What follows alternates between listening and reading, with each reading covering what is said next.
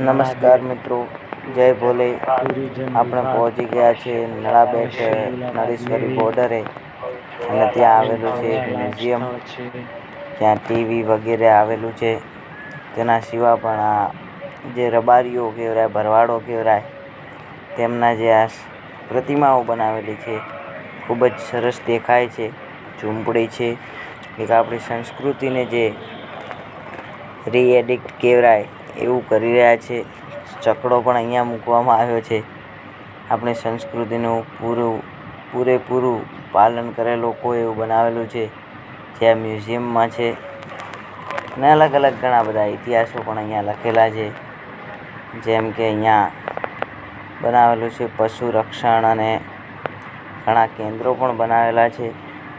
આ જોઈ શકો છો તમે, મૂર્તિઓ અને વગેરે અલગ અલગ જે તમને દેખાય છે. તેના સિવાય આ પ્રાણીઓ વિશે પણ અહીંયા અલગ અલગ કયું પ્રાણી શું ખાસિયત છે ધરાવે છે તે બતાવેલું છે. બાકી અહીંયા આર્મીની મૂર્તિઓ પણ છે, ઘણી ઘણી સૈનિકો વગેરે જેવી મૂર્તિઓ છે. સૈનિકો કેવી રીતે આપણા દેશનું રક્ષણ કરે છે, કેવી રીતે બોર્ડર બનાવેલી છે, કેવી રીતે ત્યાં તે ઊભા રહે છે, એ બધું અહીંયા બતાવેલું છે. તમે જુઓ અને આનંદ માણો અને આપણી ચેનલને પણ સબસ્ક્રાઈબ કરતા રહેજો. આપણી ચેનલ છે જયેશભાઈ 94, જેમાં હવે આપણે મોટા બ્લોગ પણ શરૂ કરી નાખ્યા છે. ઊંટમાં જ બેઠેલા સૈનિકો અને જે બીએસએફના જવાનો કઈ રીતે લડે છે એ બધું અહીંયા દર્શાવેલું છે.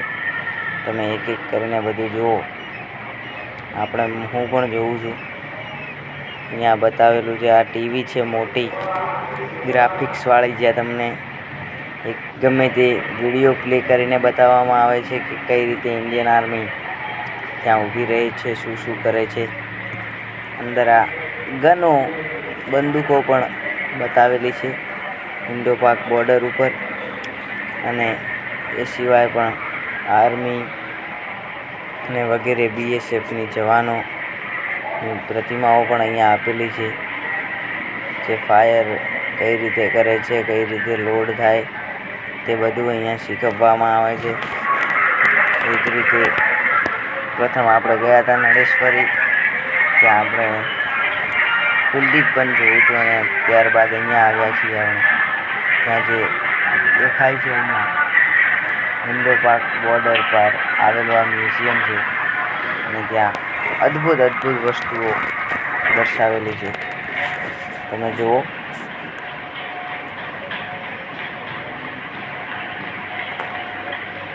પાલતુ કૂતરો હોય છે આર્મીવાળા પાસે. આ તોપ છે. અહીંયા ગનને ફાયર કઈ રીતે કરવું એ બધું દેખાડેલું છે. જોઈએ આપણે પેલી બાજુ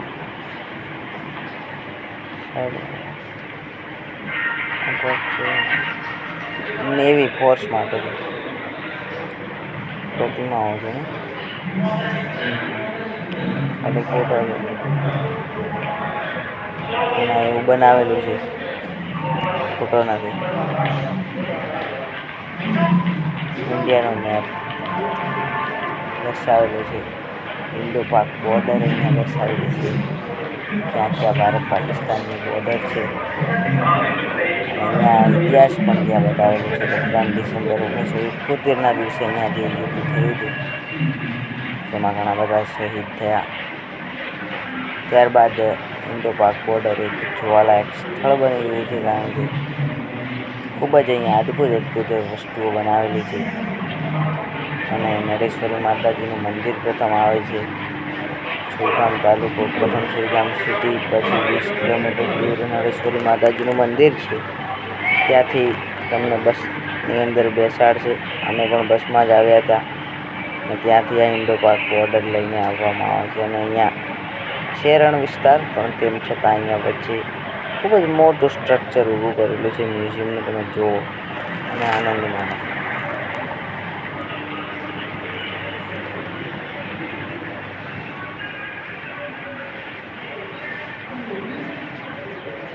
ભારતીય સંસ્કૃતિ ઊંટ વગેરે અહીંયા દર્શાવેલા છે. આ બીએસએફની ટ્રેનિંગ જે સાઈડમાં વિડીયો પ્લે થાય છે. અને અહીંયા તમે જોઈ શકો છો. આ પણ ખૂબ જ અલગ છે કે કઈ રીતની ચાલ હોય છે આપણે ઇન્ડિયન આર્મીની. આપણે ઇન્ડિયન આર્મીની ચાલ જ બવાલ છે.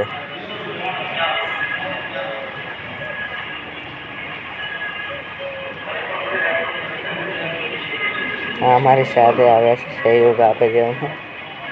મારા ભેગા જ છે, અમારા ગામના જ છે.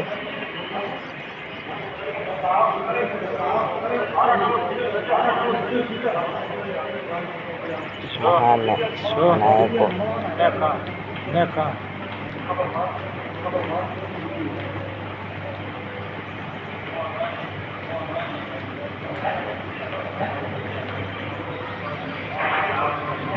બીજે જઈએ. કઈ જગ્યાએ આ મ્યુઝિયમની અંદર ટ્રેનિંગ આપવામાં આવે. શું અને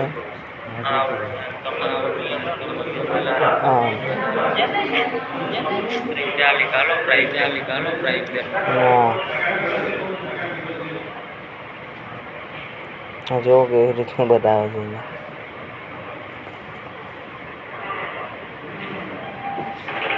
ભારત પાકિસ્તાનની બોર્ડર 3D ગેમ પ્લે આપેલું છે કે તમે કઈ રીતે દુશ્મનને મારી શકો છો. શું ટિકિટ છે ના મારે નહીં રહું. 3D ગેમ પ્લે છે. બંદૂક તમારા હાથમાં આપે છે. તમે જે પ્રમાણે બંદૂક મૂવમેન્ટ કરો એ પ્રમાણે અંદર સ્ક્રીન ઉપર મૂવમેન્ટ થાય છે અને અંદર ગોળી લાગે છે. એટલે આર્મી જેવું આપણને ખુદને ફીલ થાય. એના માટે બનાવેલું છે કે આર્મી જેવો અનુભવ આપણે કરી શકીએ. નાના છોકરા જ્યાં અનુભવ કરેલા છે જોઈ શકો છો. મારે હા ઘેર કરી નાખશે. એટલે આ એક પ્રકારની ગેમ છે. સારું બનાવેલું છે અહીંયા 3D ગેમ પ્લે વગેરે. ત્યાંથી આપણે જોઈ શકીએ કે આર્મીનો અનુભવ કેવો હોય છે. એ રીતે અનુભવ ના મળે.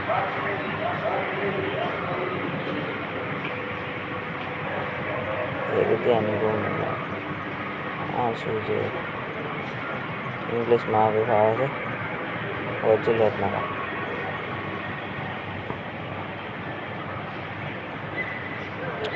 આર્મી દેશ માટે સૌથી ઇમ્પોર્ટન્ટ વસ્તુ. કારણ કે જવાનો ના આવે, કારણ કે સૈનિકો ના હોય તો શાયદ આપણે પણ ના હોઈએ. અહીંયા સરહદની ગાથા આપેલી છે. વેદિકા વિન્યાસ આ બાજુ બંને બાજુ એક પોસ્ટર મારેલા આટલી વાર અંદર તો મજા આવતી. અંદર એસી હતી યાર, બહાર ગરમી જેવું લાગે. ગરમી ખૂબ લાગે બહાર.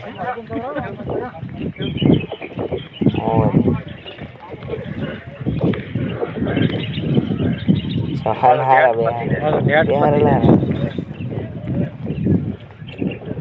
યાર અમે એક વાર મારતે ગોળી તો કેવું રે અંદર રાત દો હારા લાગે. તમે 3 આર્મી લાગો રાખ ખતરનાક છે એની તાર પાસે. એ ગણપત કાકા આ ગોળી લે રીધું.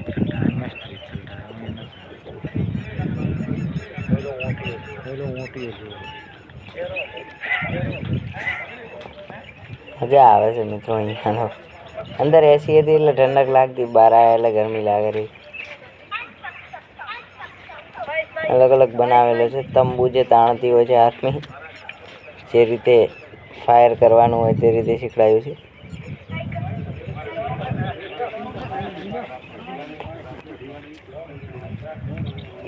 મારેથી 2-3 લોકોને ઉડાડી દે યાર. અહીંયા આર્મી સૈનિક જે પ્રતિમા ઊભી કરેલી બહુ મસ્ત છે. મજાનું વાતાવરણ છે. ઊંટ ઉપર આર્મી બેસેલી છે. બે તમારે કોણ છેડે બે બે રસ્યા પેલા ના તારે તો હા જોવા મળે છે વાતાવરણ અહીંયા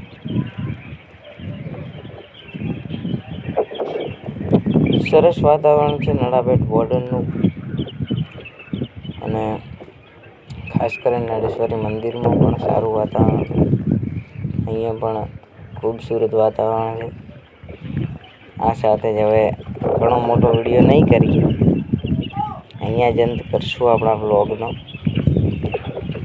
તો આભાર તમારા બધાનો વિડીયો જોવા માટે ચેનલને સબસ્ક્રાઈબ કરજો વિડીયો લાઈક કરજો અને મળીશું ફરીથી નવા વ્લોગ